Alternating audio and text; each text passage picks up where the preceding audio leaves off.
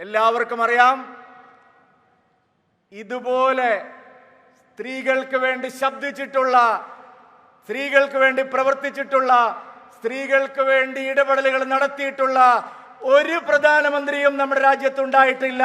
ഒരേ ഒരു പ്രധാനമന്ത്രിയെ ഉണ്ടായിട്ടുള്ളൂ, അത് ശ്രീ നരേന്ദ്രമോദിജിയാണ്.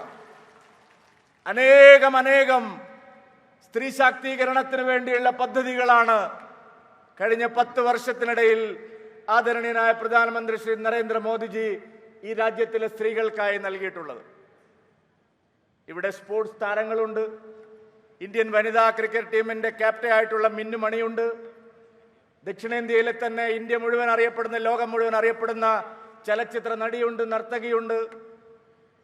നമ്മുടെ എല്ലാവരുടെയും പ്രിയങ്കരിയായിട്ടുള്ള മറിയക്കുട്ടി അമ്മയുണ്ട്, വൈക്കം വിജയലക്ഷ്മിയുണ്ട്, ശ്രീമതി പി ടി ഉഷയുണ്ട്. അങ്ങനെ പ്രഗത്ഭരായിട്ടുള്ള മഹിളാ നേതാക്കന്മാരെല്ലാവരുമുണ്ട്. മഹിളകളെ, സ്ത്രീ സമൂഹത്തെ എല്ലാ മേഖലയിലും കൈപിടിച്ചുയർത്തുകയാണ് നമ്മുടെ പ്രിയങ്കരനായ പ്രധാനമന്ത്രി ശ്രീ നരേന്ദ്രമോദിജി. ക്രിസ്മസ് ദിനത്തിൽ പ്രധാനമന്ത്രിജി ഡൽഹിയിൽ ക്രിസ്മസ് വിരുന്നൊരുക്കിയപ്പോൾ കായിക താരമായിട്ടുള്ള അഞ്ജു ബോബി ജോർജ് അവർ പറഞ്ഞു, പ്രധാനമന്ത്രി നരേന്ദ്രമോദിജി ഇരിക്കുന്ന കാലത്ത് മെഡലുകൾ വാങ്ങാൻ കഴിയാത്തതിൽ എനിക്ക് ദുഃഖമുണ്ടെന്ന്. എങ്ങനെയാണ് കായിക രംഗത്തെ സ്ത്രീകളെ പ്രോത്സാഹിപ്പിക്കാൻ ശ്രീ നരേന്ദ്രമോദിജി പരിശ്രമിക്കുന്നതെന്ന ആ വാക്കുകളിൽ നിന്ന് വ്യക്തമാണ്. ഇവിടെ നേരത്തെ പ്രസംഗിച്ചു ശ്രീമതി പി ടി ഉഷ അവർകൾ, നമ്മുടെ സ്പ്രിന്റ് റാണി. ആ പി ടി ഉഷ അവർകൾ ഇന്ന് ഇന്ത്യൻ പാർലമെന്റിൽ കേരളത്തിന്റെ പ്രതിനിധിയായി, രാജ്യത്തിന്റെ പ്രതിനിധിയായി, സ്ത്രീ സമൂഹത്തിന്റെ പ്രതിനിധിയായി പ്രവർത്തിക്കാൻ കഴിയുന്നത്, നാടിനു വേണ്ടി പ്രവർത്തിക്കാൻ കഴിയുന്നത് ശ്രീ നരേന്ദ്രമോദിജി ഉള്ളത് കൊണ്ടാണ്. ഇവിടെ ശോശമായ്പ് എന്ന് പറയുന്ന ആരാധ്യയായിട്ടുള്ള പത്മശ്രീ ലഭിച്ചിട്ടുള്ള നമ്മുടെ വനിതാ രത്നമുണ്ട്. ഇവിടുത്തെ വെച്ചൂർ പശുക്കളെയും ഇവിടുത്തെ ആ സംരക്ഷണത്തിനും വേണ്ടിയിട്ട് ജീവിതം ഒഴിഞ്ഞു വെച്ചു.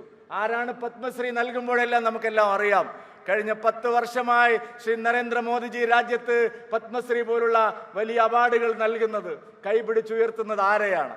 നമ്മുടെ നാട്ടിലെ പാർശ്വവൽക്കരിക്കപ്പെട്ടവർ, ആരും ശ്രദ്ധിക്കാനില്ലാത്തവർ, പ്രോത്സാഹനം നൽകിയിട്ടില്ലാത്ത, ഇതുവരെ ആരും പ്രോത്സാഹിപ്പിച്ചിട്ടില്ലാത്ത എല്ലാ മേഖലകളെയും ശ്രീ നരേന്ദ്രമോദിജി കൈപിടിച്ചുയർത്തുകയാണ്.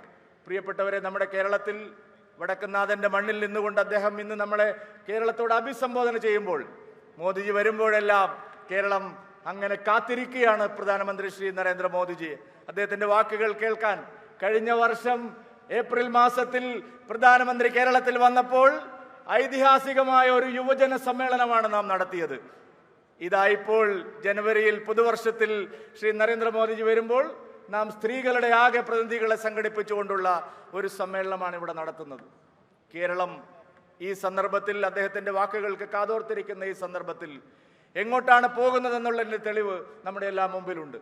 ഇന്ത്യയിലെ ഉത്തർപ്രദേശിലും അതുപോലെ BJP ഭരിക്കുന്ന സംസ്ഥാനങ്ങളിലും ഇന്ത്യയിൽ ആകമാനം ശ്രീ നരേന്ദ്രമോദിയുടെ നേതൃത്വത്തിൽ സ്ത്രീ സുരക്ഷ, സ്ത്രീ ശാക്തീകരണം, പ്രിയപ്പെട്ടവരെ, വനിതാ സംവരണ ബിൽ പാർലമെന്റിൽ പാസാക്കിയതിനു ശേഷം 33% സംവരണം എല്ലാ നിയമസഭകളിലും പാർലമെന്റിലും തദ്ദേശ എല്ലായിടത്തും ഉറപ്പുവരുത്തിയിട്ടാണ് ആദരണീയനായ പ്രധാനമന്ത്രി ശ്രീ നരേന്ദ്രമോദിജി കേരളത്തിലേക്ക് വരുന്നത്.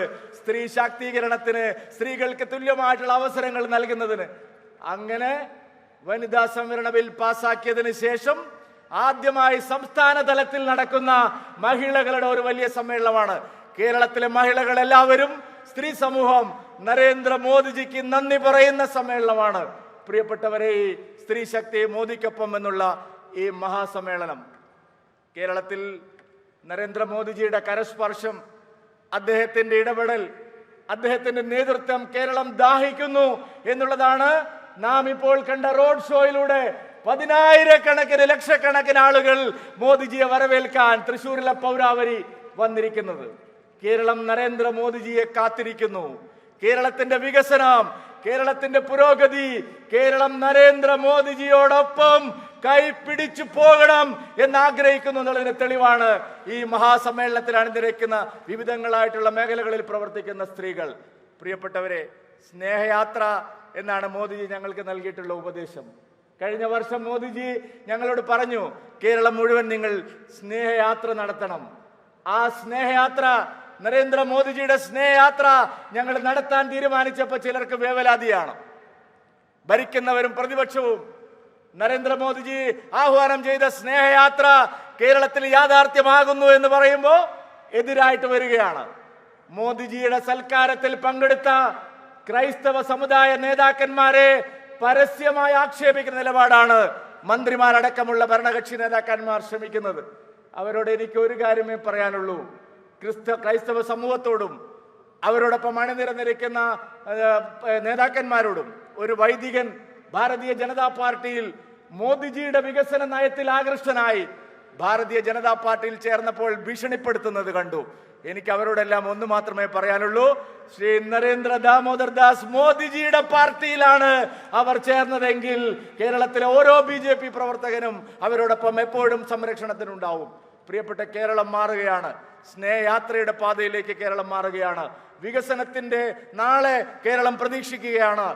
ഇന്ത്യയിൽ എല്ലായിടത്തും സ്ത്രീകൾക്കെതിരായ അതിക്രമങ്ങൾ കുറയുമ്പോൾ പ്രിയപ്പെട്ടവരെ, ക്രൈം റെക്കോർഡ് ബ്യൂറോ പറയുന്നത് ഏറ്റവും കൂടുതൽ സ്ത്രീകൾക്കെതിരായ അതിക്രമങ്ങൾ നടക്കുന്ന സംസ്ഥാനം കേരളമാണ്. ശ്രീ പിണറായി വിജയന്റെ ഭരണകാലത്താണ് സ്ത്രീകൾ പീഡിപ്പിക്കപ്പെടുന്നത്, കൊച്ചുകുട്ടികൾ ബലാത്സംഗം ചെയ്യപ്പെടുന്നത്, വന്ധ്യവയോധികൾക്ക് പോലും ഇറങ്ങി നടക്കാൻ പറ്റാത്ത സാഹചര്യം കേരളത്തിൽ ഉണ്ടായിരിക്കുന്നു.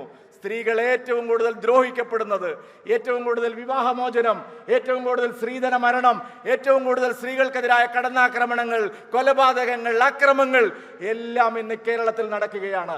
ഇതിനെല്ലാം അറുതി വരുത്താൻ ശ്രീ നരേന്ദ്രമോദിജിയുടെ നേതൃത്വം കേരളത്തിന് ആവശ്യമുണ്ട്. ഇതാ കേരളത്തിലെ നാരി ശക്തി, കേരളത്തിലെ മുഴുവൻ സ്ത്രീകളെയും പ്രതിനിധീകരിക്കുന്നവർ.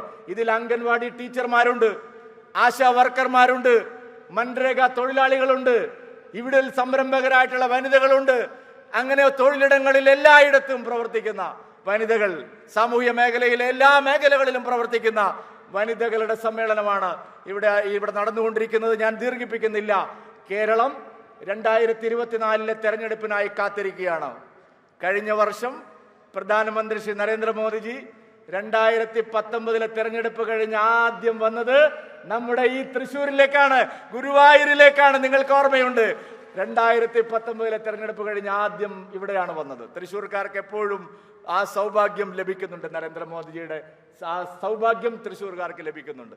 ഇതാ ഇപ്പോൾ 2024 തെരഞ്ഞെടുപ്പിന്റെ കേളികൊട്ട് ആരംഭിക്കുമ്പോഴും ആദരണീയമായ പ്രധാനമന്ത്രി ശ്രീ നരേന്ദ്രമോദിജി വടക്കനാഥന്റെ മണ്ണിലേക്കാണ്, തൃശ്ശൂരിന്റെ മണ്ണിലേക്കാണ്, പൂരങ്ങളുടെ മണ്ണിലേക്കാണ്, ശക്തന്റെ നാട്ടിലേക്കാണ് വന്നിരിക്കുന്നത്. കേരളത്തിൽ ഭാരതീയ ജനതാ പാർട്ടിയും ദേശീയ ജനാധിപത്യ സഖ്യവും നയിക്കുന്ന ജൈത്രയാത്രയ്ക്ക് തുടക്കം കുറിക്കാനാണ്. ആദരണീയനായ സുരേഷ് ഗോപിയെ പോലുള്ള ആളുകളെ അനുഗ്രഹിക്കാനാണ് ശ്രീ നരേന്ദ്രമോദിജി ഇവിടെ എത്തിയിരിക്കുന്നത്. ഞാൻ എല്ലാവർക്കും ഒരിക്കൽ കൂടി സ്വാഗതം ആശംസിച്ചുകൊണ്ട് എന്റെ എളിയ വാക്കുകൾ അവസാനിപ്പിക്കുന്നു. ബോലോ ഭാരത് മാതാ കി